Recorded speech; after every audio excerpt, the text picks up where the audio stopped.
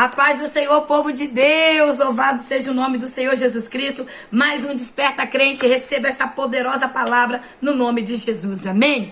Irmãos, o último vídeo, o alarme do meu telefone despertou, tocou, e aí eu fui desativar o alarme, o vídeo parou. Para não perder todo aquele conteúdo, eu enviei o vídeo assim mesmo, tá bom? Por isso que não teve a oração ali no final. Mas nós vamos iniciar esse vídeo com oração, amém?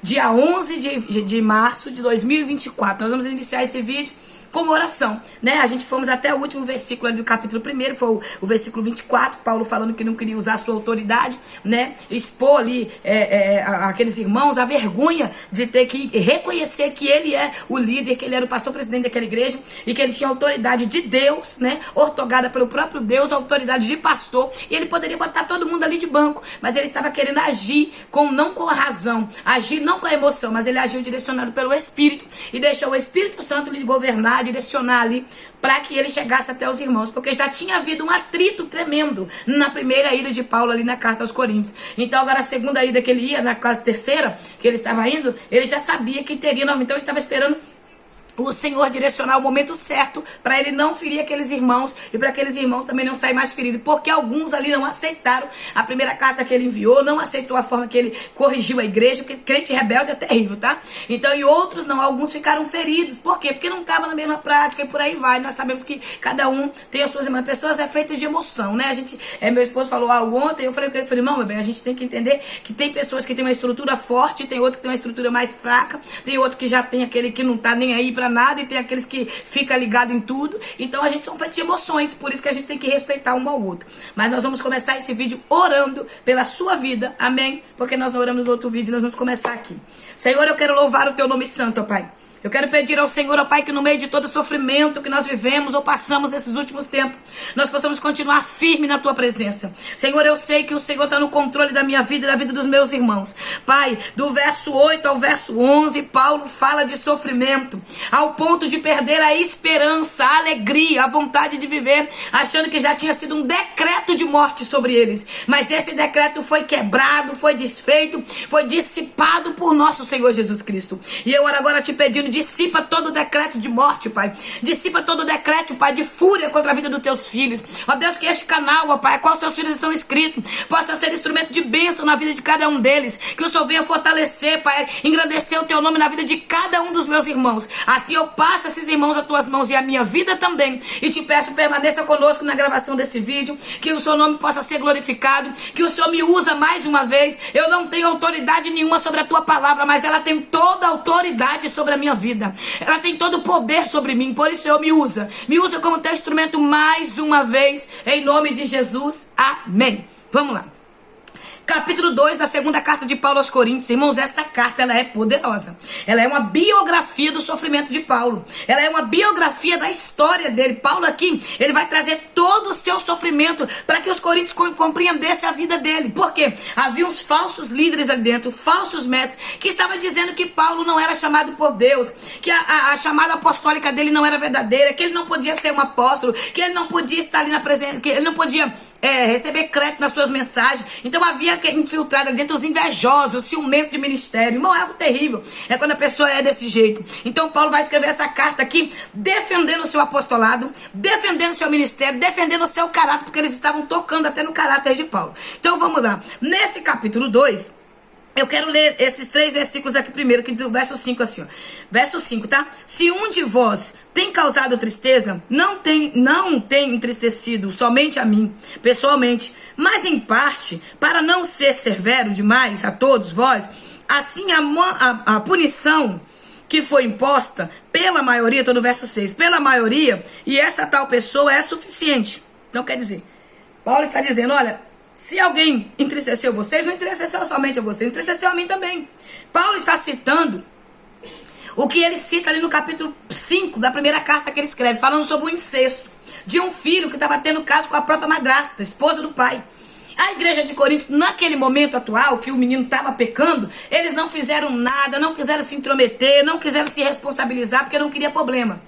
Quando Paulo escreve a carta, vem ali que o irmão vai, em vez deles fazer o quê? Cumprir o papel da liderança, que é exortar, que é corrigir, colocar a pessoa em disciplina, mas abraçar, não jogar para fora. Eles ignoraram de vez, eles excluíram o rapaz do corpo de Cristo sem autorização de Deus, sem autorização da liderança. Eles fizeram isso para não tomar posicionamento, porque tem pessoas que é assim, para não tomar partidarismo, para não tomar posicionamento, eles fazem o quê? Eles ignoram, eles jogam a pessoa para fora, excluem a pessoa de uma vez. Então esse jovem estava se perdendo, estava se afastando, estava totalmente arrependido, envergonhado pelo aquilo que fez, e a igreja estava pisando mais ainda em vez de acolher. Aí Paulo fala assim: a punição que foi imposta pela maioria, essa tal pessoa é suficiente. Quer dizer, a maioria da igreja perseguiu, a maioria da igreja jogou para fora, então já tinha sido colocada uma punição. Não foi uma disciplina, foi punição. Eles estavam punindo o rapaz. Eles não estavam disciplinando, eles estavam punindo. Irmãos, a pior coisa que tem é quando a pessoa começa a punir o outro, se sentir no lugar de Deus. Eles estavam decretando sobre a vida daquele rapaz. Olha que coisa triste. Aí Paulo fala agora no verso 7: todavia deveis perdoar e encorajá-lo, para que não seja dado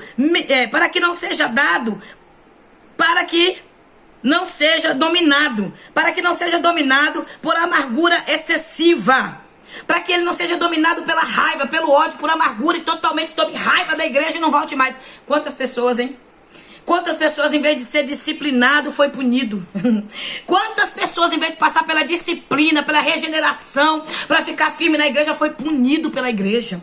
Foi punido por aqueles que era para abraçar. Em vez de passar a disciplina, não, eles puniram ao ponto de jogar para fora. Quantas almas perdidas lá, hein? Que deixou essa amargura entrar no coração, que deixou a tristeza entrar no coração. Quantas pessoas, hein? Não é pouco, irmãos. É muitas pessoas amarguradas lá fora, com raiva da igreja, com raiva de crente, com raiva de pastor, com raiva de todo mundo, porque foi punido por algumas pessoas. Por algumas pessoas. Como Paulo disse que a maioria de vocês puniu aquele rapaz. A maioria jogou para fora. Era assim que a igreja de Corinto estava, irmão. A igreja de Corinto vivia envolvida em escândalos, levava para a justiça causas que não era para levar, vivia embaixo de coisas erradas. E Paulo está trazendo a luz na mente daquele povo, para que eles voltassem para o altar do relacionamento. O crente afastado de Deus, irmãos, ele não consegue entender mais nada. Tudo que ele faz de errado para ele é certo. Então, olha só. Portanto, insisto, Paulo falando, estou insistindo convosco, que confirmeis o vosso amor fraternal, para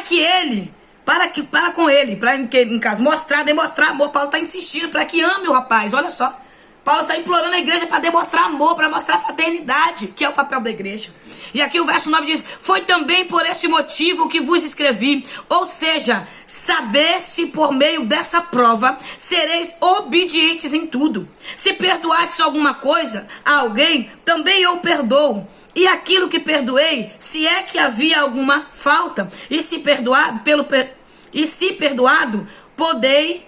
perdoei na presença de Cristo. Faça perante Cristo com sinceridade, por amor de vós, a fim de que Satanás não tivesse qualquer vantagem sobre nós, pois não ignoreis as artimanhas dele. O problema é que nós estamos ignorando as artimanhas de Satanás. Estamos ficando com raiva de irmão, sem falar com o irmão. Então, quando você está sem pecado, achando que Satanás não tem vantagem. Ele tem vantagem sobre a vida do irmão que está guardando mágoa do outro, sobre a vida de alguém que está fazendo punição contra o outro, fazendo que artimanhas malignas contra o outro. Então o inimigo tem brecha e ele entra. Oh, meu Deus! E nós precisamos despertar e acordar. Paulo está dizendo para a igreja: perdoa eles, não perante somente a igreja, mas perdoe perante Cristo.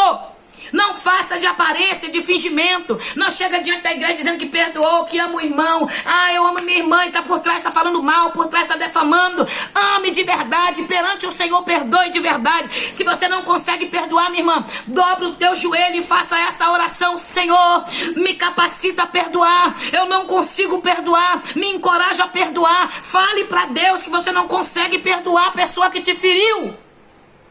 Seja honesto para com Deus. Seja honesto para com Cristo. Diga para o Deus vivo que nós servimos que nós não conseguimos fazer. Nos capacita, Senhor, a perdoar. Nos capacita a amar. Nos capacita a viver uma vida de sinceridade e piedade na tua presença, vivendo o que o Senhor nos chamou para viver. É muita aparência, irmão, na igreja. É muito fingimento, é muitas pessoas que não perdoam, tem mágoa, tem ódio, tem fúria, tem raiva e não consegue perdoar. Então Paulo está dizendo: perdoa perante Cristo. Essa é a prova que vocês são obedientes à vontade de Deus. Essa é a prova que vocês vivem a vontade do Senhor. Essa é a prova que vocês não deixam o pecado te dominar. Essa é a prova que vocês têm uma vida com sinceridade. Aleluia. Já havia tido arrependimento, mas eles não queriam deixar a pessoa prosseguir a caminhada. Quantas pessoas falhou, irmão, pecou na sua caminhada e não recebe essa oportunidade.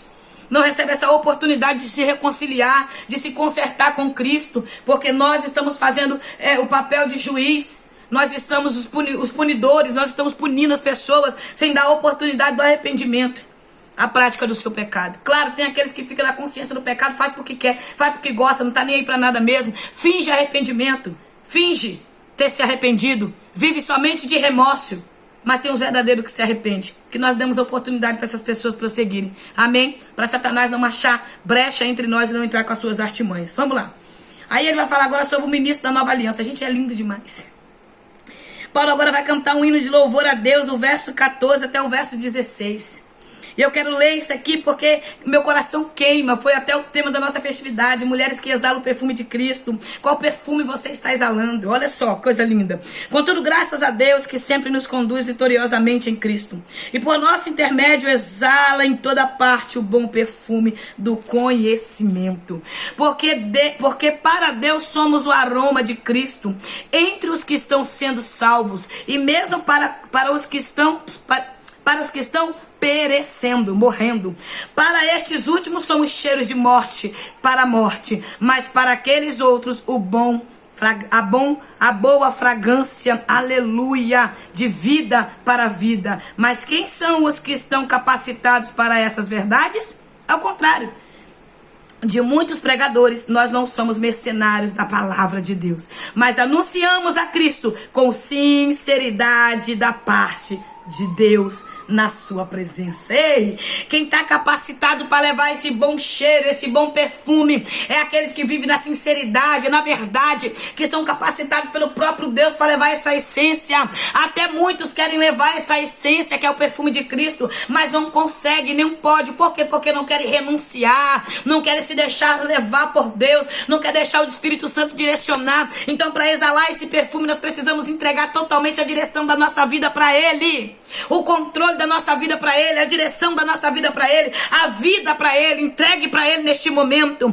Quando cheguei a Troia de pregar o Evangelho de Cristo, ainda que essa porta me tivesse sido aberta pelo Senhor, não tive plena paz em meu espírito, porque não encontrei ali meu amado irmão Tito. Por isso me despedi deles e rumei para a Macedônia. Atos 16, no verso 8, você vai ver onde começa o chamado de Paulo. A Macedônia foi onde Deus chamou Paulo para esta obra missionária, para renunciar a si próprio. Paulo deixou um legado tão tremendo, um legado de fé, um legado de serviço, um legado de renúncia, um legado de dor, uma biografia de dor que não negou o nome do Senhor. Irmãos, é tremendo a vida deste homem. Foi um homem que sofreu açoites, prisões, rejeições, calúnias, deformações, mas não negou a Deus. E a gente está negando a Deus por tudo. A irmã pregou no sábado e ela falou algo que eu gravei, fiquei muito pensativa naquilo. Ela falou que ela ouviu na EBD dela, a irmã Mariana que pregou, ela falou que ouviu na EBD, na igreja dela, o irmão que deu a lição da EBD falou assim que nós estamos vivendo uma geração que está trocando a Deus por alguns anos aqui na terra. A gente pode viver pela palavra de Deus e a gente confirma isso vendo os dias atuais, vendo nessa geração. Até uns 30 anos atrás a pessoa vivia muito, né? Chegava a 100 e poucos anos. Hoje a gente vê que muitos não estão chegando nem a 70, né? Pelo fato de tanta enfermidade. Então a Bíblia diz que o homem chega até 70 anos de idade, que passar disso vai ser fadiga. Há alguns que chegam a 90 anos com saúde, há alguns que chegam a 100 anos ali com saúde, mas no máximo que o homem vive nos dias atuais é até 110 anos, não tem passado disso. Muitas vezes com muita fadiga, com muito sofrimento, né? Então, mas eu vou usar aqui aproximadamente 90 anos de vida, que a maioria hoje está vivendo só até isso, né? 90 anos de vida, nós estamos vivendo uma geração que não está passando de 70 anos. Então, vou botar aí 90 anos, foi o que ela falou lá e é verdade. E ela falou, nós estamos trocando uma eternidade por 90 anos aqui na Terra. 90 anos de dor, 90 anos de sofrimento, de doença, de enfermidade, de luto. Nós estamos trocando uma eternidade com Deus por 90 anos de prazer na terra. Há pessoas trocando o Senhor por alguns minutos de fofoca no WhatsApp, por alguns minutos de prazeres com mulheres do mundo, traições com a sua esposa, trocando uma eternidade com Cristo por momentos de prazeres aqui na terra que vai passar rápido e deixando uma eternidade para com Deus. A gente precisa refletir sobre isso. A gente precisa parar para analisar mais. Será que vale a pena a gente trocar a eternidade com o Senhor por coisas momentâneas aqui da terra?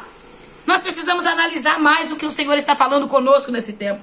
Nós precisamos entregar o nosso coração para Ele com ardor, com queimor na alma. Paulo, nesse verso 12 e 13, ele chega lá. Ele chega ali em Troade, mas ele não vê o seu irmão, ele se preocupa com o próximo. Se você ler capítulo 16 da carta aos Romanos, Paulo vai citar ali 18 homens e 11 mulheres. Paulo vai dar testemunho. Paulo é um homem curado, transformado e limpo. Então ele tem amor pelos seus irmãos, amor pelos companheiros de obra.